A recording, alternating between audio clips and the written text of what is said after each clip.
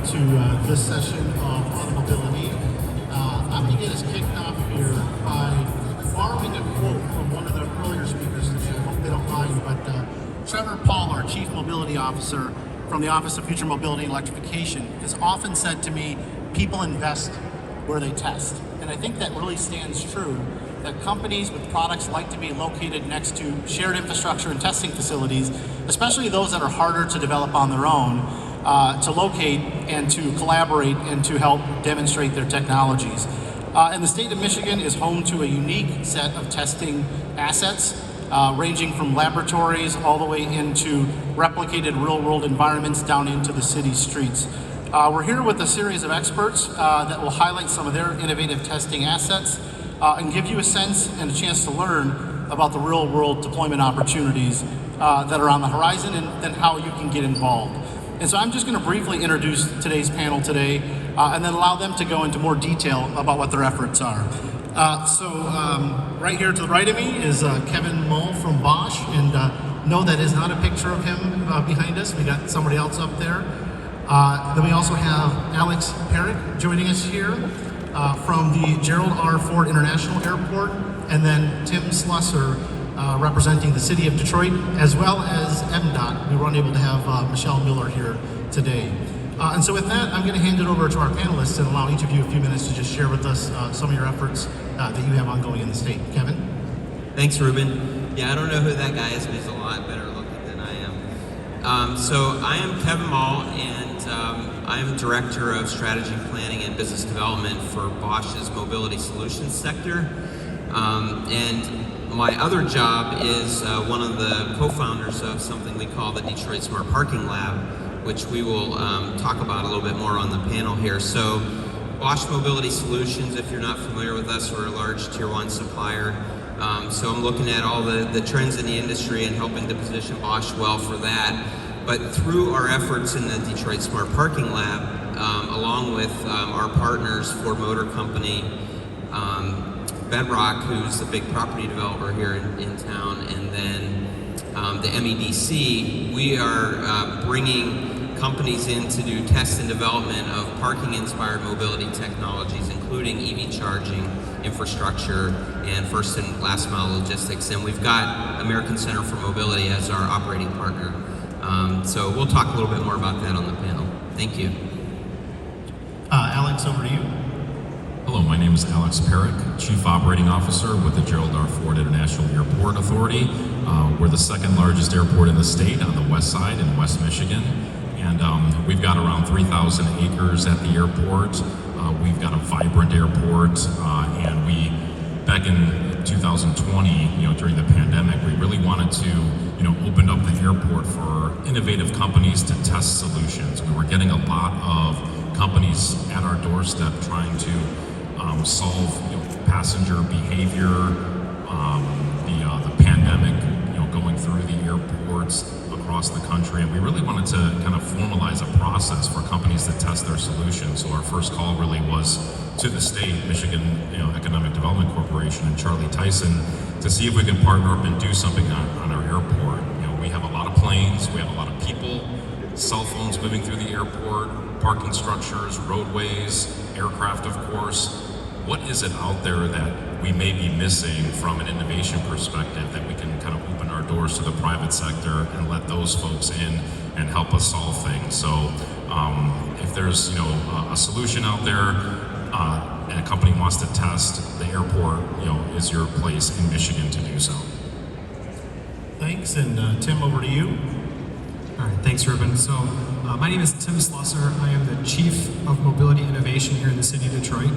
And I have the pleasure of also speaking for MDOT. Michele Mueller, as Reuben says, is not able to be here today due to a scheduling conflict. So I'll talk a little bit about a cross-border collaboration that the state of Michigan through MDOT has with the province of Ontario. That is focused on land, air, and I'll refer to it as lake mobility, movement of goods and people across the border here from the United States to Canada. That is an effort to try and understand the challenges, understand the impacts from a a societal, environmental, and efficiency standpoint, and to try and address those challenges through action. Right? What can we do? What type of a roadmap or strategy can we implement here in this state to try and collaborate with Canada and be a model for other areas of the country as well. Another area that we're focused on here in the city of Detroit, and it's also an MDOT project, so again, giving credit where credit is due, is we have a wireless, the country's first publicly accessible wireless roadway going in on Michigan Avenue in a short time here. That will allow vehicles to actually not just wirelessly charge, but wirelessly charge while they're driving. So as we talk about these facilities, locations, platforms for technologies to be developed, to be tested, these are some of the things that are happening here in the state of Michigan, in and around the city of Detroit. And then the last one that I'll mention is very close to and actually encompassing that Michigan Avenue. The city, the state, and Michigan Central back in February of this year launched an MOU, a public-private partnership to try and create the world's epicenter of mobility innovation here in Detroit. And the city of Detroit's portion of that partnership is to try and remove barriers for industry to make it the best possible environment for industry to deploy solutions and to help synergize those solutions with the community. So we're calling that our Transportation Innovation Zone, or TIZ. And so these are a few, again, of the platforms that we have in and around the city of Detroit that are really trying to emphasize mobility innovation. So. Thanks a lot. And we weren't able to have Michele and Mueller from MDOT join us today, so throw some MDOT questions as well to Tim. He's covering a few topics here. So Kevin, I had a question for you. I can imagine that a company like Bosch has its own test facilities. So why go about creating the Detroit Smart Parking Lab through a four-way partnership? Yeah, great question, Reuben. So, we do. We have really incredible testing facilities of our own, but it's a lab environment, not what everybody calls a real-world test environment. So, being able to actually work and deploy in a real-life parking garage in the Corktown neighborhood of here in Detroit brings a lot of perspective to these solutions that we're deploying. And I think even more importantly than that, the opportunity to collaborate with Ford and Bedrock and the state of Michigan. Something super important to us at Bosch is this collaboration. We know that to achieve our objectives, we're not going to be able to do that by ourselves, so this collaboration is absolutely essential. And through this partnership, we've created this environment that not only allows us to collaborate with each other as sponsors, but also with the ecosystem that's coming in to deploy technologies. And as an example, today over at the parking lab, we have an activation and we have 13 different technologies that are being demonstrated from, I think, somewhere around 9 different companies. And they're all in one space, we're all talking to each other, and we're kind of cross-pollinating those solutions in the process. So that's why Bosch is in this engagement. Yeah, we've seen a lot of really cool projects come out of the DSPL. Alex, we always can envision what an automotive proving ground looks like, but does the aviation industry have something similar to that? It seems really hard to replicate an airport. Very true, yes. So aviation is a little bit more regulated, I would say, a little bit, high security, with FAA, TSA, and, that was one of the biggest hurdles, I think, for a company to kind of, overcome in testing a solution. So we've got great relationships with the FAA, our air traffic control tower, and the Transportation Security Administration at the airport. And that was proven, those relationships were proven during our first round of testing, where we had an autonomous wheelchair going throughout the building, throughout the terminal buildings, throughout the concourses. And the biggest kind of hurdle was getting the autonomous wheelchair through security checkpoint. So the company wheel was partnered with TSA to understand kind of what needs to be done to get that wheelchair through the security checkpoint with success. We also had another company called Sunflower Labs that had autonomous drones. And to fly a drone around the airport, we're very, skittish on what is happening above ground at an airport. It has to be completely controlled. So we worked with the air traffic control tower and the FAA locally at the airport to get that clearance done so Sunflower can test their autonomous drones, which, we originally thought of doing, just security perimeter checks. We have miles of fencing that we're always patrolling with our police officers. So we were thinking maybe the drone could do those kind of perimeter checks and get our officers off the roadways and into the terminal building where there's a bit of greater risk. So the drones tested that and they did that for us, but also in our partnership with Southwest for our program, they were contemplating using Sunflower Labs drones to do maintenance checks on their aircraft. So deploying the drone, which we call like a drone in a box. You could take this drone, it's in a box, and it gets deployed whenever you call it, to do a check or some surveillance. And when aircraft come in, maintenance techs have to inspect the top of the aircraft, and sometimes there's lightning strikes and things like that. You have to call a technician. So these drones are able to just kind of like take a photo or video in real time of the aircraft on top of from the top of the concourse, and send that video and pictures down to headquarters, maybe in Dallas or something like that, to do a real live, in the moment maintenance check.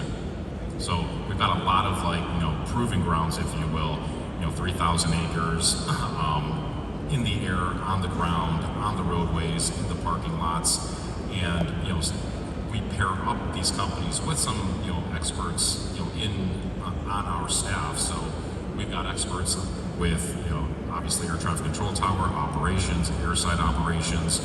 We partner up with these companies because when they get the grant for $50,000, they may not have a solution that they ever thought would be applied to an airport, but now they're coming to the airport. What do I got to do? So we partner up with these companies to make sure that they can test and be confident in their solutions. It sounds like some of the things you're doing are really going to improve accessibility for just a lot of travelers and their experience in an autonomous wheelchair. Sounds great. Tim, what's the ideal role of a city administration in the real-world testing of mobility solutions? Thanks, Reuben. So I think that's a really great question because I don't care what the mobility solution is. I don't care if it's an app or a scooter or a drone or whatever it might be. The fact is, if a city doesn't want it, a city will find a way to prevent it from happening in their community. So to me, the city needs to be kind of focusing on two things. Number one, how can I understand this technology? So if you were the technology provider, how can I work with you to understand what your technology is supposed to do, what benefits it's supposed to create, and then also help you as a company find that success, right? If you're coming to the city of Detroit and you want to deploy a solution, my hope is that you're a Detroit-based company, but even if you're not, if your solution can provide benefits to my community members, to my citizens, my visitors, my residents, then it's in my best interest to help you find that success. So I believe that a city's role is to help to remove those barriers that might exist. Sometimes that barrier is, I've got this great solution, and I've gotten a lot of feedback from some communities that they like it, but I don't necessarily know which areas of your community would be receptive to this, right? Especially in the city of Detroit, our neighborhoods are very unique. We've got 7 distinct districts, and we've got a number of neighborhoods in each one of those, and they all have their own feel and flavor. And so what my office is trying to do is to work with those community members to understand what their needs are. At the same time, working with industry to understand where they're at and what their aspirations are, and then trying to match those two things together. So we're doing a little bit of the legwork for industry, but in a way that puts the city in a position to understand the technology and create the greater outcome. So, thanks. So Alex, I wanted to come back to you because as you were talking, it kind of spurred a question. You're demonstrating technologies, but an airport's a very secure area, so there's got to be lots of rules and policies and regulations. Tell me how you get involved in helping change that to actually implement some of the technologies. Yeah, sure. So we have a lot of, we have around 3,000 people that work on the airport. You know, we have, and each one of those folks have badges. So these companies that come on board that are staying for like a couple of months, we can get them those badges. So those are security information display access media. So that's really the first step. Now, if their solution really, has to deal with like airside operations, that's a whole nother level of access, and it's got to be secure, obviously.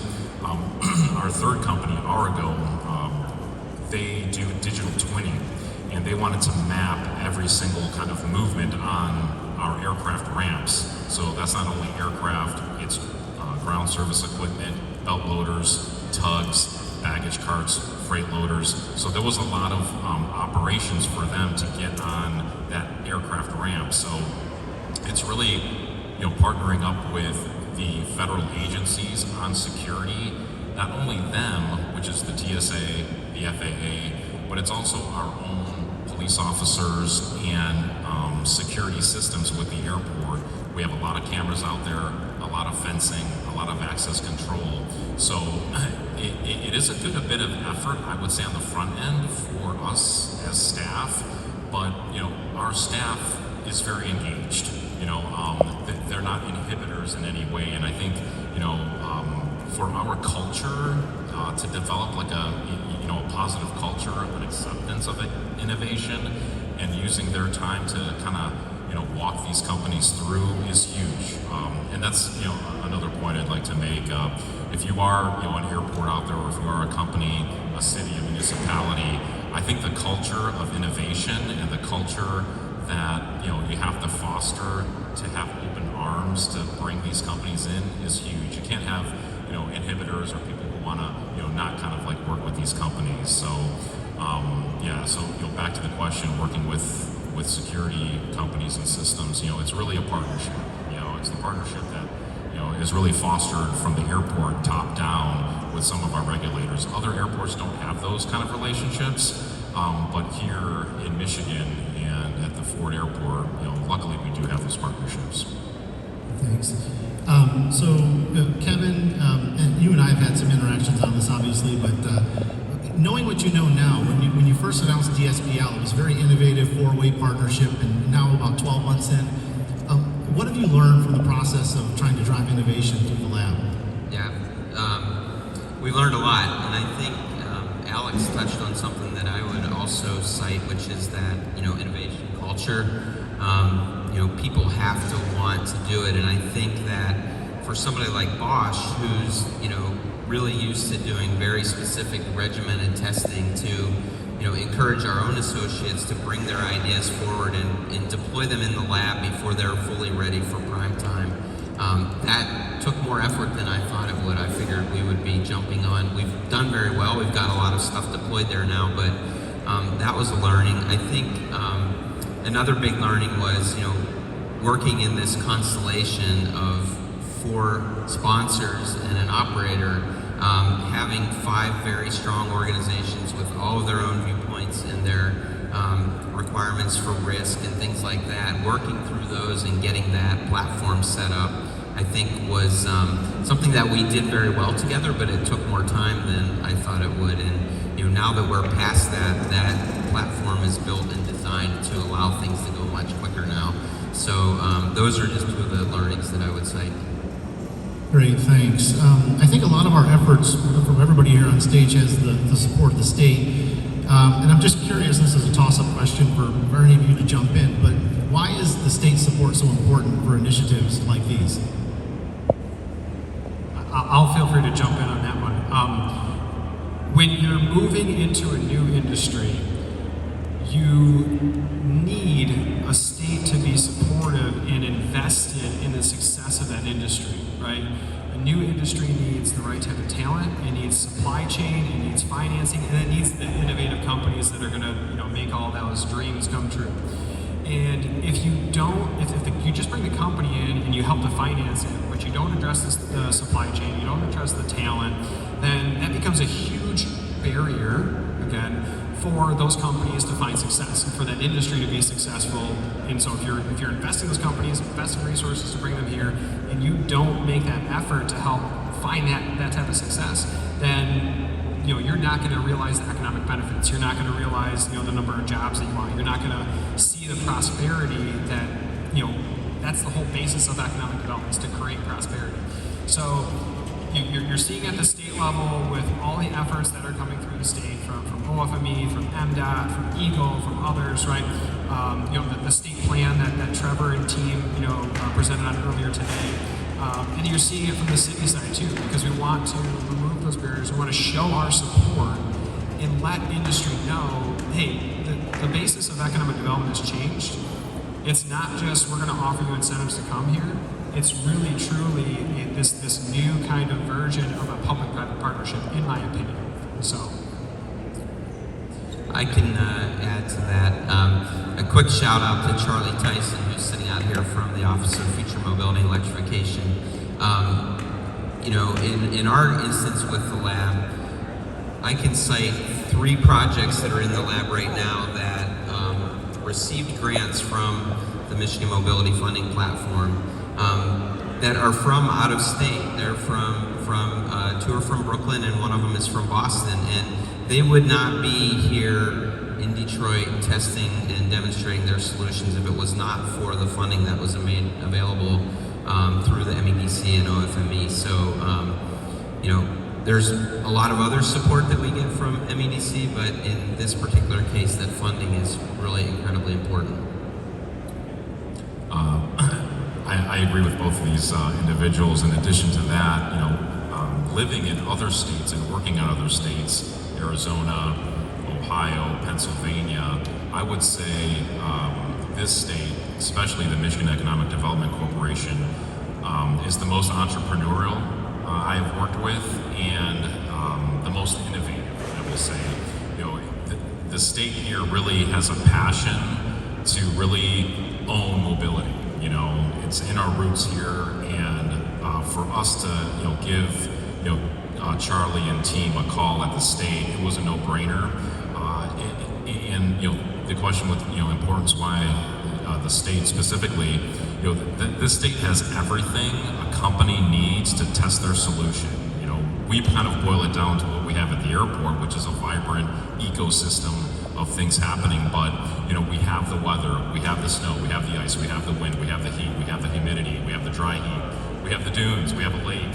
I mean, what better place or platform for a company that has a solution to really test, in a live operating environment, all those different factors to really be able to fine tune and then scale that product. We have it all here, and we have the support that a company needs in this state.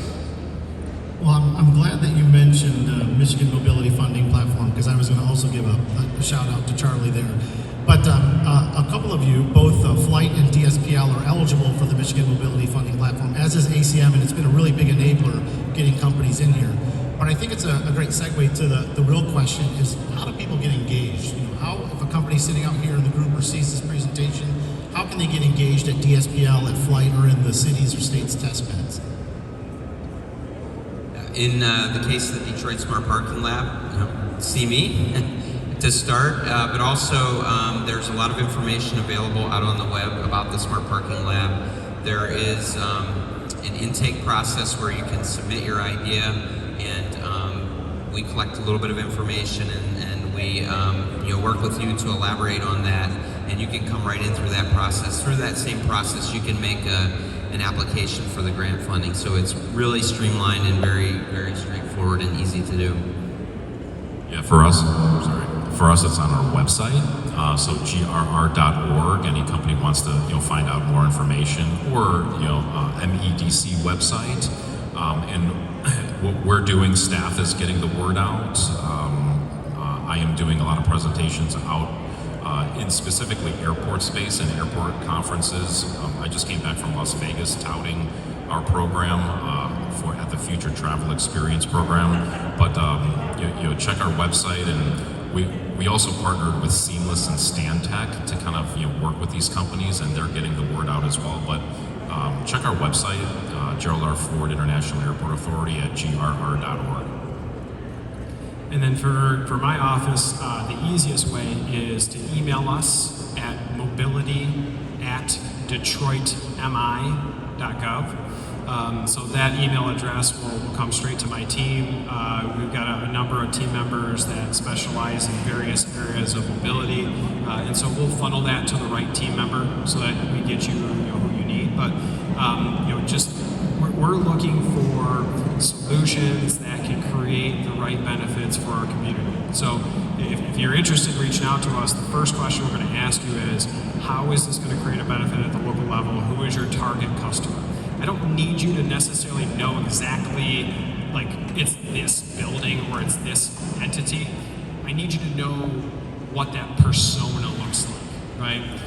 So you can tell us, and then we're happy if we think that your solution has legs. We're happy to work with you to identify the right place to implement that within the city. So, but that mobility@detroitmi.gov is the best way to get to our team. Well, we have exactly 1 minute if there's a question from the audience that you have. If not, I believe some of the panelists may be available afterwards. But is there any question from the audience? You probably squeeze one in.